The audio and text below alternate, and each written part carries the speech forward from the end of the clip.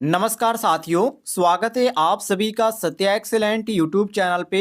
कल की डेट में मैंने आपको 1 से लेकर 20 क्वेश्चन बताया था और आज की डेट में आपको बताने वाले हैं क्वेश्चन नंबर 21 से। और ये question ITI first year electrician trade के लिए है। और जितने भी यहाँ पर क्वेश्चन कवर किए गए नियमित क्वेश्चन बैंक से कवर किए गए हैं, तो वीडियो को आप बिल्कुल कंप्लीट देखिएगा।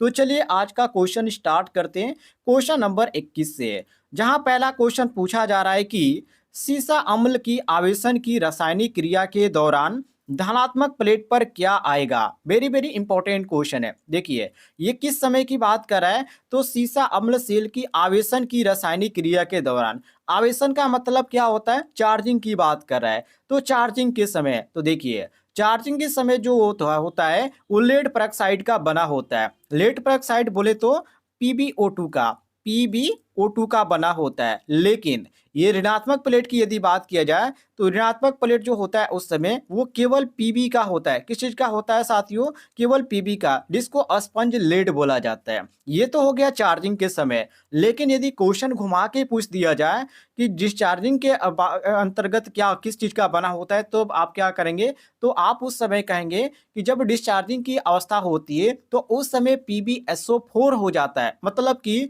लेड सल्फेट हो जाता है। तो यहाँ पर यदि बात किया जा रहा है किस चीज का, तो धनात्मक प्लेट की बात किया जा रहा है कि धनात्मक प्लेट पर क्या आएगा, तो धनात्मक प्लेट पर आएगा साथियों लेड पेरोक्साइड। यहाँ पर आप ध्यान से देखिएगा, तो यहाँ पर आपका जो सही हो जाता है ऑप्शन नंबर बी बिल्कुल करेक्ट आंसर हो जाता है। बी साथियों आपका करेक्ट आंसर हो जाएगा। अगले क्वेश्चन की ओर बढ़ते हैं। अगला क्वेश्चन आपके सामने क्वेश्चन नंबर 22, जहां पूछा जा रहा है कि बैटरी के आवेशन के दौरान, मतलब कि चार्जिंग के ही समय बात कर रहा है, कि वेंट प्लग को क्यों खुला रखा जाता है। वेरी वेरी इंपॉर्टेंट क्वेश्चन है। देखिए साथियों, जब हम बैटरी को चार्ज करते हैं, ठीक है, कोई भी आपके पास बैटरी यदि आप उसको चार्ज कर रहे हैं तो उसमें से क्या निकलती है, गैस निकलती है। सबको मालूम होना चाहिए। और वो कौन सी गैस होती है, तो उसको बोला जाता है हाइड्रोजन गैस। कौन सी गैस होती है साथियों, हाइड्रोजन गैस होती है। अब साथियों एक चीज ध्यान रखिएगा, इस गैस को स्वतंत्रता पूर्वक निकालने के लिए ही हम क्या करते हैं, इसमें एक प्लग को हम उपयोग में लेते हैं जिसको बोला जाता है वेंट प्लग। और इसको क्या किया जाता है, खुला रखा जाता है। और यही क्वेश्चन में पूछा जा रहा है। तो हम कह सकते हैं कि गैस को स्वतंत्रता पूर्वक बाहर निकालने के लिए हम इस प्लग का प्रयोग करते हैं, क्योंकि ये खुला रहता है। ऑप्शन नंबर ए जो यहाँ पर दिया गया है, ये ए ऑप्शन हमारा करेक्ट आंसर हो जाएगा। आगे बढ़ते हैं, अगले क्वेश्चन को देखिए। अगला क्वेश्चन आपके सामने क्वेश्चन नंबर 23। क्वेश्चन काफी इजी है, बस आपको समझने की जरूरत है। देखिए क्वेश्चन में पूछा जा रहा है कि कौन सी विधि में बैटरी को कम धारा पर लंबे समय तक आवेशित किया जाता है। वेरी वेरी इंपॉर्टेंट क्वेश्चन है साथियों। देखिए यदि आपके पास कोई भी बैटरी है, ठीक है, ध्यान से पहले बात को सुनिएगा, और यदि आप उसे लंबे समय से यदि आप काम में नहीं ले रहे हैं तो उस पे प्रभाव पड़ता है। प्रभाव ये पड़ता है कि उसमें प्लेटें होती है, ठीक है, उस प्लेटों के ऊपर क्या होता है, सल्फेट जो होता है वो गाढ़ा हो जाता है, जिससे बैटरी का जो करंट होता है साथियों वो रासायनिक विलयन में प्रवेश नहीं करता है। बात को सुनिएगा। और जब रासायनिक विलयन में प्रवेश नहीं करता है तो एक इसमें एक दोष उत्पन्न होता है, उसको बोला जाता है सल्फेशन दोष। क्या बोला जाता है, सल्फेशन दोष।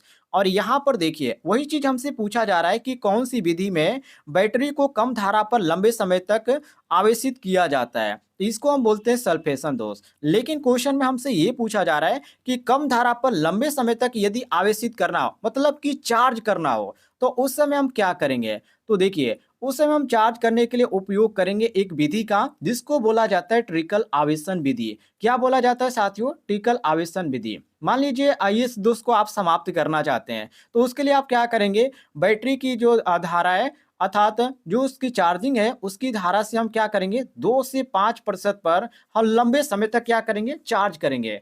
और चार्ज करने के लिए साथियों जिस विधि का हम उपयोग करेंगे वो होती है ट्रिकल आवेशन विधि। और इसमें जो आपका दिया गया ट्रिकल आवेशन विधि, आप यहाँ पर ध्यान से देखिए कौन सा ऑप्शन में दिया गया है, तो ऑप्शन नंबर बी दिया गया है। तो बी साथियों हमारा क्वेश्चन के अनुसार बिल्कुल करेक्ट आंसर हो जाएगा। आगे बढ़ते हैं, अगले क्वेश्चन को देखिए, क्वेश्चन नंबर 24 को, जहां पूछा जा रहा है कि सीसा अम्ल बैटरी में कठोर सल्फेशन दोष को कैसे जाना जाता है, जो कि मैंने आपको पिछले ही आपको क्वेश्चन में बताया था इसके बारे में। तो साथियों इसको जानने के लिए क्या करते हैं, बैटरी को कम धारा से लंबे समय तक क्या करते हैं, चार्ज करते हैं। और ये क्वेश्चन जो है पिछले क्वेश्चन का है, लेकिन थोड़ा सा घुमाकर पूछ दिया गया है। तो ऑप्शन नंबर सी हमारा बिल्कुल करेक्ट आंसर हो जाएगा। आगे बढ़ते हैं अगले क्वेश्चन को देखिए, क्वेश्चन नंबर 25 को, जहां पूछा जा रहा है कि सिल्वर ऑक्साइड बैटरी में कौन सा पदार्थ कैथोड इलेक्ट्रोड की तरह उपयोग किया जाता है। वेरी वेरी इंपॉर्टेंट क्वेश्चन है। देखिए, इसमें होता है साथियों जिंक। क्या होता है? जिंक होता है। और जिंक को हम क्या करते हैं? जिंक को साथियों इलेक्ट्रोड की तरह हम उपयोग कर सकते हैं। काफी इजी क्वेश्चन है, बस आपको यहाँ पर इसको याद करना है। तो यहाँ पर आपका जो दिया गया ऑप्शन नंबर ए, ये हमारा क्वेश्चन के अनुसार बिल्कुल करेक्ट आंसर हो जाता है।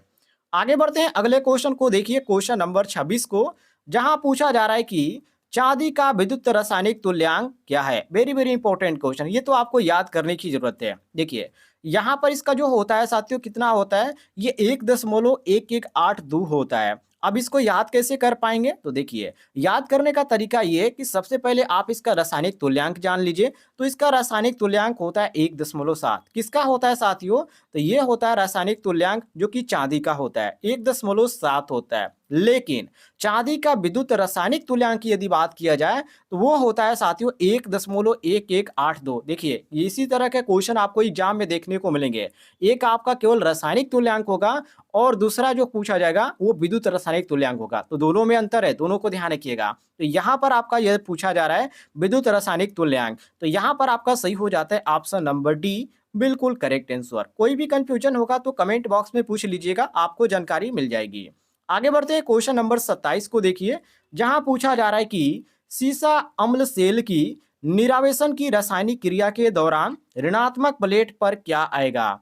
निरावेशन की बात की मतलब कि यहाँ पर डिस्चार्जिंग की बात कर रहा है, तो डिस्चार्जिंग के समय इस पे क्या प्रभाव आएगा। तो देखिए साथियों, रासायनिक निरावेशन यानी कि डिस्चार्जिंग की बात करें तो उस समय PbSO4 मतलब लेड सल्फेट, तो यहाँ पर सीसा संचायक सेल का आउटपुट जो होगा वो वोल्टेज कितना हो जाएगा, 1.8 से कम हो जाएगा। तो उस समय हम इसको काम में नहीं लेते हैं। बाकी क्वेश्चन के अनुसार यदि बात करें तो रासायनिक निरासन यानी कि डिस्चार्जिंग के समय हम PbSO4, और यहाँ पर PbSO4 जो दिया गया है वो सी ऑप्शन में दिया गया है। यहाँ पर आप ध्यान से देखिएगा, लेड सल्फेट, ये आपका सही हो जाता है सी ऑप्शन, बिल्कुल करेक्ट आंसर।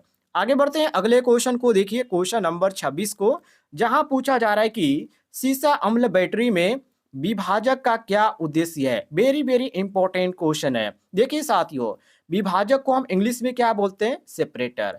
क्या बोला जाता है? सेपरेटर बोला जाता है। जो क्या करता है, जो लकड़ी का ये बना होता है और इसको हम आसानी से होल मतलब कि जो छोटे छोटे छेद बनाए जाते हैं उसको, इसका हम उपयोग में इस प्रकार लेते हैं कि जो प्लेटों के अंदर जो स्लॉट होती है, जो सर्किट से जो उसमें यहाँ पर प्रवेश किया जाता है, तो जो शॉर्ट सर्किट से बचाने का काम किया जाता है वो इसके द्वारा किया जाता है। और ये जो बनता है साथियों, ये जो आपका बनाया जाता है वो धनात्मक और जो ऋणात्मक प्लेट होती है उसके बीच के गैप को जो है यहाँ पर खत्म करने के लिए किया जाता है। और यहाँ पर देखिए साफ तौर पे लिखा भी गया है कि धनात्मक और ऋणात्मक प्लेट के मध्य जो शॉर्ट सर्किट हो गए उसको बचाने के लिए या इसको रोकने के लिए ऐसा किया जाता है, इसको उपयोग में लाया जाता है।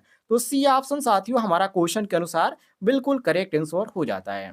आगे बढ़ते हैं अगले क्वेश्चन को देखिए, क्वेश्चन नंबर 29 को, जहां पूछा जा रहा है कि सीसा अम्ल बैटरी का विशिष्ट घनत्व मापने हेतु कौन से उपकरण का प्रयोग किया जाता है। देखिए, यहाँ पर दिया गया बैरोमीटर, जो कि बैरोमीटर का जो प्रयोग होता है वो वायुमंडल दाब को मापने के लिए किया जाता है, ये सभी को मालूम होगा।